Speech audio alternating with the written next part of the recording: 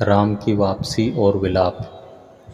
मारीच का वध करके राम आश्रम की ओर लौट रहे थे तो पीछे से एक मादा सियार ने बड़े कठोर स्वर में चित्कार किया। वन में मृग एवं पक्षी उनके बाईं ओर चलने और उड़ने लगे। इन अपशकुनों को देखकर राम का हृदय आशंकित हो उठा। उन्हें सीता के अशुभ की चिंता संतप्त करने लगी।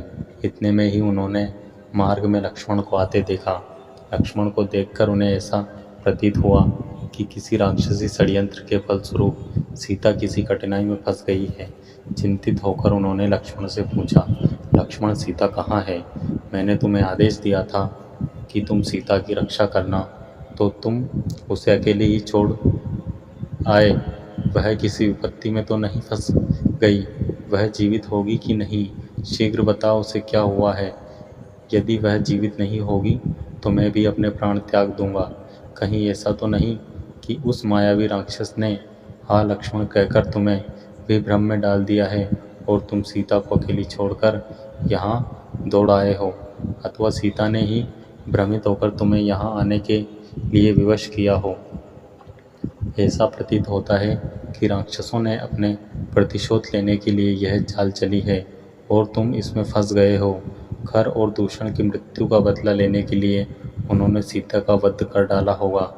राम के इन वचनों से व्यथित होकर लक्ष्मण बोले, भैया, मैं उन्हें स्वयं अपनी इच्छा से छोड़कर नहीं आया हूँ। मैंने उन्हें अनेक प्रकार से समझाया, किंतु वे चेतना मोह से ग्रसित होकर मुझसे कहने लगी कि तुम्हारे मन में पापपूर्ण भाव भरा हुआ है। तुम अपने भाई के दुश्मन हो और उनकी मृत्यु के पश्चात मुझे प्राप्त करना चाहते हो। उनके इस प्रकार से कहने पर मैं रोष से भर उठा और आश्रम से निकल आया। इस प्रकार से उन्होंने ही कठोर वचन कहकर मुझे यहाँ आने के लिए विवश कर दिया। लक्ष्मण के वचनों को सुनकर राम ने कहा, सौम्य, तुम सीता को छोड़कर चले आए। यह तुमने अच्छा नहीं किया।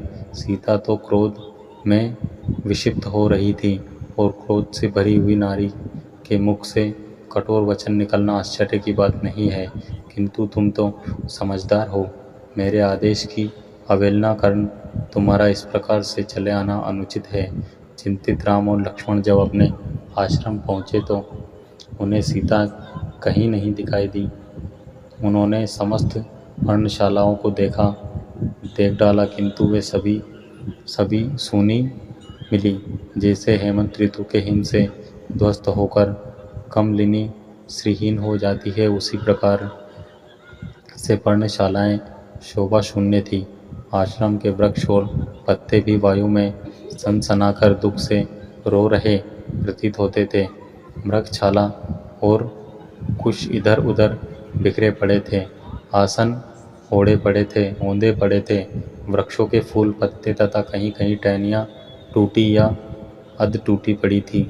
आश्रम का अस्त व्यस्त दृश्य देखकर राम विचार करने लगे, सीता का किसी ने हरण कर लिया अथवा किसी दुष्ट राक्षस ने उसे अपना आहार बना लिया। कहीं वह फूल चुनने तो नहीं गई या जल लाने नदी पर तो नहीं चली गई। जब सब ओर खोजने पर उन्हें कहीं पता दिखाई नहीं दी तो शोक के कारण उनकी आंखें लाल हो गई। नदी नालों, पर्वत, कंदराओं में जाकर वे उन्मत्त की भांति आवाज़ दे देकर सीता की खोज करने लगे। अंत में उनकी उन्मत्तता इतनी बढ़ गई कि वे कभी कदम के वृक्ष के पास जाकर कहते, हे कदम, मेरी सीता को तेरे पुष्पों से बहुत स्नेह था, तू ही बता वह कहाँ है। कभी विल्व के पास जाकर उससे पूछते कि हे विल्व विटप, क्या तुमने पीत वस्त्र धारणी सीता को कहीं देखा है? इस प्रकार वे कभी किसी वृक्ष से, कभी किसी लता से और कभी पुष्प समूह से सीता का पता पूछते।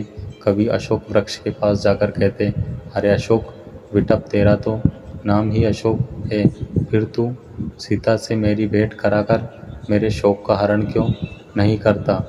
फिर ताड़ के वृक्ष से कहते, तू तो सब वृक्षों से ऊंचा है, तू दूर दूर की वस्तुएं देख सकता है, देखकर बता, क्या तुझे सीता कहीं दिखाई दे रही है? चुपचाप खड़ा न रह, यदि तू देखना चाहेगा तो तुझे वह अवश्य दिखाई देगी।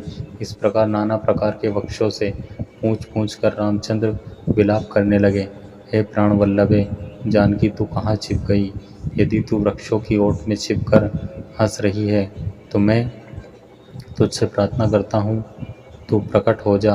देख, मैं तेरे बिना कितना व्याकुल हो रहा हूँ। अब बहुत हंसी हो चुकी, मैं हार मानता हूँ। मैं तुझे नहीं ढूंढ पा रहा हूँ। या तू सचमुच मुझसे रूठ गई है? सीते, बोल, जल्दी बोल, तू कहाँ है? इधर देख, तेरे साथ खेलने वाले मृग शावक भी तेरे वियोग में अश्रु बहा रहे हैं। सीते, तेरे बिना मैं जीवित नहीं रह सकता। मैं चाहता हूँ अभी तेरे वियोग में अपने प्राण त्याग दूँ, किंतु पिता की आज्ञा से विवश हूँ। मुझे स्वर्ग में पाकर वे धिक्कारेंगे और कहेंगे, तू मेरी आज्ञा की अवहेलना करके 14 वर्ष की वनवास की अवधि पूरी किए बिना ही स्वर्ग में कैसे चला आया। हाँ, मैं कितना अभागा हूँ जो तुम्हारे विरह में मर भी नहीं सकता। हाय जानकी, तुम ही बताओ, तुम्हारे बिना मैं क्या करूं? बड़े भाई को विलाप करते देख लक्ष्मण ने उन्हें धैर्य बांधते हुए कहा, हे नरोत्तम, रोने और धैर्य खोने से कोई लाभ नहीं होगा। आइए आश्रम से बाहर चलकर वनों और गिरी कंदराओं में भाभी को खोज करें। उन्हें वनों तथा पर्वतों से भ्रमण करने का चाव था। संभव है वहीं कहीं भ्रमण कर रही हो। यह भी संभव है कि गोदावरी के तट पर बैठी मछलियों की जल क्रीड़ा देख रही हो, या किसी भय की आशंका से भयभीत होकर किसी लता कुंज में बैठी हो। इसलिए हमारे लिए यही उचित है कि हम विषाद और चिंता को छोड़कर उनकी खोज करें। लक्ष्मण के युक्ति युक्त वचन सुनकर राम उसके साथ वनों, लताओं, गिरी कदम्बराओं आदि में खोज करने के लिए चले। उन दोनों ने समस्त वन, पर्वत, कंदरा आदि में खोज डाला, किंतु सीता उन्हें कहीं नहीं मिली। अंत में राम निराश होकर बोले, सौमित्र, यहाँ तो कोई ऐसा स्थान शेष नहीं बचा जहाँ हमने जानकी को न खोजा हो, परंतु हमें सर्वत्र निराशा ही हाथ लगी। अब ऐसा प्रतीत होता है कि मेरी सीता मुझे कभी नहीं मिलेगी। मैं वनवास की अवधि बिताकर जब अयोध्या लौटूंगा और माता कौशल्या पूछेगी कि सीता कहाँ है, तो मैं उन्हें क्या उत्तर दूंगा? मिथिलापति जनक को क्या मुंह दिखाऊंगा? वे जोर जोर से विलाप करने लगे, हे सीते, मैं तुम्हें कहाँ ढूंढूं? हे वनों के मृगों, क्या तुमने कहीं मृगनयनी सीता को देखा है? हे वनों की कोकिलों, क्या तुमने कहीं कोकिला कंठी जानकी को देखा है? कोई तो कुछ बताओ। क्या सभी मेरे लिए निर्मोही हो गए हो? कोई नहीं बोलता, कोई नहीं बताता, कोई भी मुझसे बात नहीं करना चाहता। मैं कायर हूँ जो अपनी भार्या की रक्षा न कर सका। थोड़ी देर मौन रहने के पश्चात वे फिर लक्ष्मण से बोले, हे सौमित्र, अब सीता के बिना मैं किसी को मुख दिखाने के लायक नहीं रहा। मैं अवधि पूर्ण होने पर भी अयोध्या नहीं जाऊंगा। अब तुम अयोध्या लौट जाओ। भरत से कह देना, अब तुम ही अयोध्या का राज्य संभालो। मैं कभी नहीं लौटूंगा।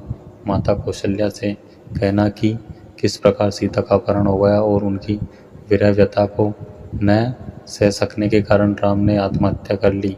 अब तुम्हारे जाते ही मैं गोदावरी नदी में डूबकर अपने प्राण त्याग दूंगा। मैं इस संसार में सबसे बड़ा पापी हूँ, इसलिए तो मुझे एक के पश्चात एक अनेक दुख मिलते चले जा रहे हैं। पहले पिताजी का स्वर्गवास हुआ और अब सीता भी मुझे छोड़कर जाने कहाँ चली गई। घर बार और संबंधी तो पहले ही छूट गए थे। मुझे रह रहकर यह ध्यान आता है कि सीता राक्षसों के चंगुल में फंस गई है। वह भी रो रो कर अपने प्राण विसर्जित कर रही होगी। तुम कहते हो कि वन में या गोदावरी के तट पर गई होगी। ये सब मुझे बहलाने की बातें हैं। जो वनवास की इतनी लंबी अवधि में एक बार भी आश्रम में से अकेली बाहर नहीं निकली, वह आज ही कैसे जा सकती है? अवश्य ही राक्षसों ने उसका अपहरण कर लिया है अथवा उसे अपना आहार बना लिया है। इन वृक्षों, पशुओं आदि से इतना सामीप्य होते हुए भी कोई मुझे सीता का पता नहीं बताता। हाँ सीते, हाँ प्राण वल्लभे, तू ही बता, मैं तुझे कहाँ ढूंढूं, कहाँ जाकर खोजूं? तो दोस्तों, ये वीडियो थी संपूर्ण रामायण के अरण्यकांड भाग 15, राम की वापसी और विलाप। तो ये वीडियो आपको कैसी लगी हमें कमेंट करके ज़रूर बताएं। और वीडियो अच्छी लगी हो तो वीडियो को लाइक शेयर और ऐसी और वीडियोज़ के लिए हमारे यूट्यूब चैनल को सब्सक्राइब करना ना भूलें। वीडियो में अंत तक बने रहने के लिए आप सबका धन्यवाद। जय श्री राम।